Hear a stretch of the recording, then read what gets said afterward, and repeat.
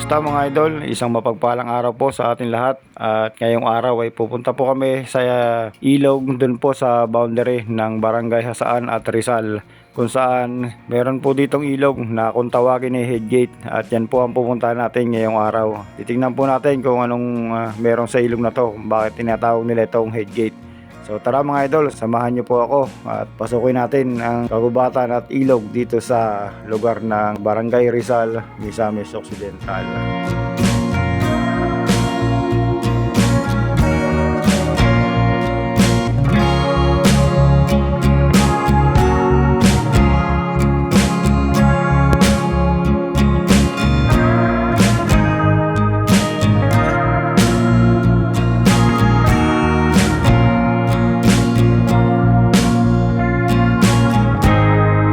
So yan mga idol, may nadaanan po kami ditong puno ng durian. Ayan, at tinuro po ni Mrs. Ayan daw po ang puno ng durian. Nadaanan po namin dito sa papuntang ilog. At marami pong bulaklak siya. Oh. Ayan, oh. So yan pala ang puno ng durian.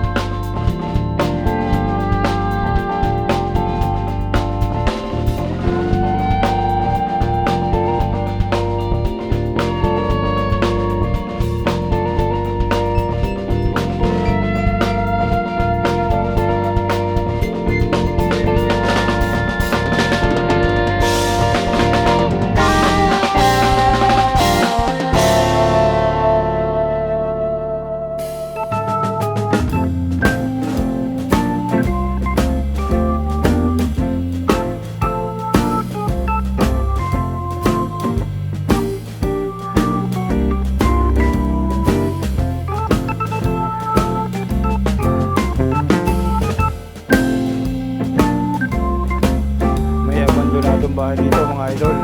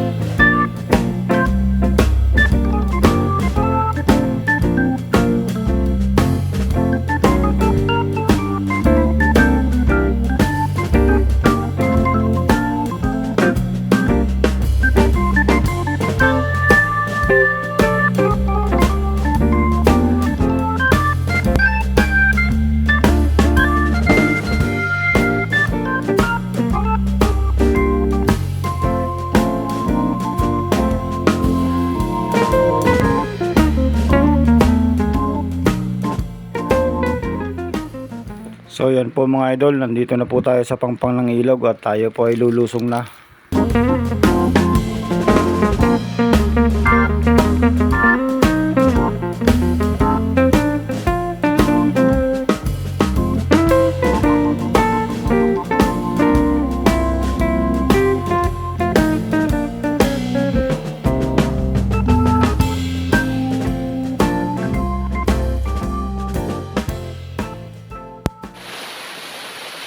Ayan po mga idol, ito po yung tinatawag na headgate dito sa ilog, dito sa Misamis Occidental.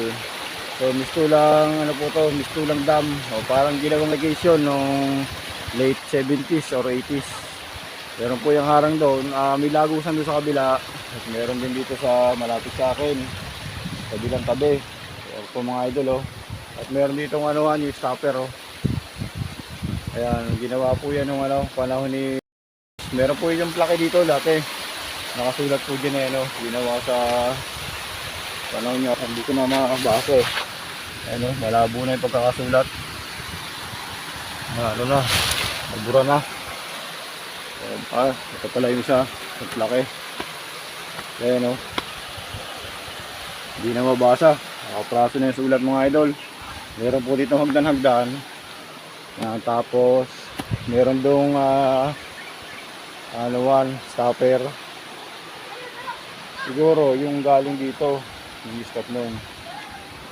Meron dito yung lagusan papunta ron. Di tayo ito ng gilid papunta sa mga taniman. Wala na yung kasama ko. Ito nakakamangha dito mga idol, oh. Katagal na nitong ginawa. Buhay pa rin itong bakal na to, hindi kinakalawang. Kumakalo pala to. Kaya mo, hindi kinakalawang itong bakal na to. Ilang taon na itong ulan na arawin dito. Ayan, dito po kami sa suba na tinatawag na headgate. So, dito na po ako ngayon. Ito po yung ayan po, yung nakit namin, nilusong namin na ayan, kagubatan. Lumaga kami sa masukal na maraming punong kahoy. Ayan, magandang forest po dito. Tapos ito na po, nakatuntong ako dito sa irrigation. Ayan, tutuloy po tayo dito sa pinakaharang ng irrigation ng headgate. Ayan mga idol, oh. Malumot ito mga idol, kailangang ingat-ingat tayo sa ating mga step. Ayan, suwa ng madulas. May posibilidad na mahulog tayo doon. Kung na tayo nadulas ng konti at tumama tayo dito sa sa simentadong lugar na to. Kaya kailangan ng konting ingat. So mahina po ang tubig ngayon dahil sa summer. Mahina po yung agos ng tubig. Ayan mga idol, oh. Dati nagpunta kami dito siguro mga 10 years ago, 9 years ago. Malakas po ang tubig dito dati. Pag dumaan ka dito sa dito sa harang na to, talagang basang-basa ang paa mo. Para kang nagdadala ng agos ng tubig. At napakaganda po ng dito. Napakaganda ng tubig, napakalinaw mga idol. Kitang-kita mo yung yung mga batuhan. May nakikita ang isda dyan. Ayun na po yung mga akong mga kauban. Umpisa na silang maligo. Ayun mga idol, dalawa po pala yung harang. Bukod dito sa mataas na harang na to, meron pa dito pangalawang harang yun. Tapos doon bali mababa doon na lang yung tubig ng Sabay, CIS. Ayan po, may bago silang minarka doon sa kabila. May bago nakamarka doon na sa kabilang bato. Mga idol, patuloy tayo ng paglalakad dito sa ayan, basahan natin pa. Ayan po mga idol. Ayan, dito tayo pumunta sa kabilang yun. Doon po tayo magpipiknik. Ayan po yung pinakailog mga idol. Diba? Ayan po mga idol, napakahawan po ng langit. At hindi po masyadong mainit sa panahon ngayon. Ayan po yung forest nila. Forest na forest. At ito na nga po yung ilog. Ayun o, ang linaw ng ilog mga idol. Dito tayo magalangoy. Kaso makapalang lumot mga idol. Makapalang lumot. Dito tayo sa bandang ito.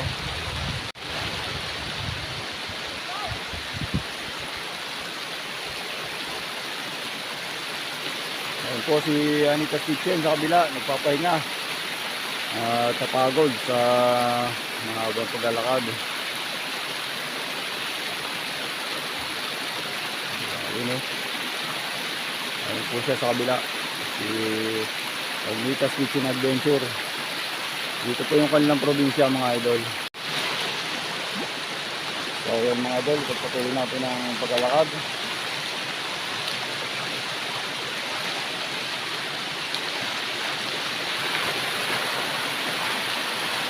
Ito na yung pamangkin niya at ito yung kanyang kapatid. Ito yung isang pamangkin niya at ang hipag. So magpo-fork na naman sila ng ano, ng stone. Stone.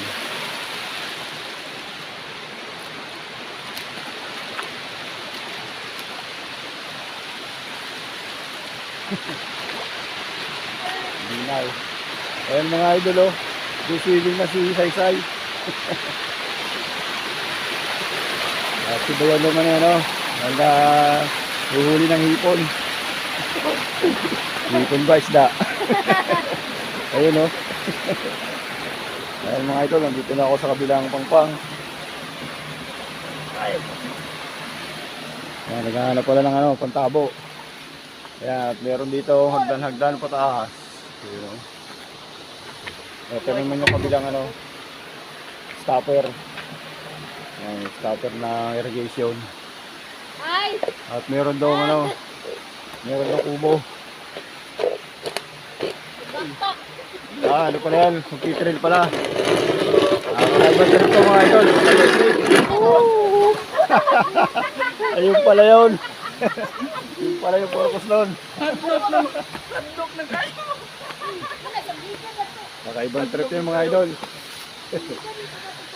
Ayan, may cottage dito mga idol oh.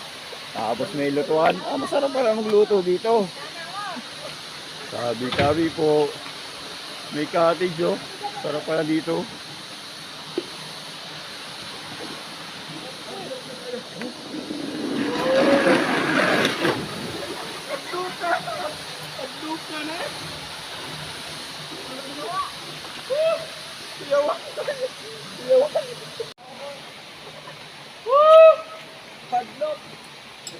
Oh, pwede pala itong pihito ha, palambot pala. Pihito pala yan.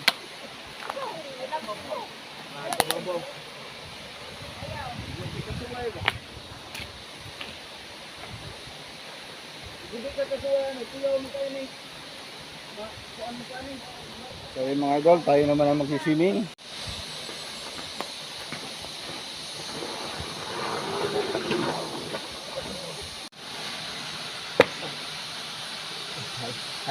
Ito yan po mga idol, si Bayaw sa kanyang kakaibang trip. Ayun o. Huwag niyo pong kagayahan niya mga idol. Mga professional lang po ang nakakagawa niyan.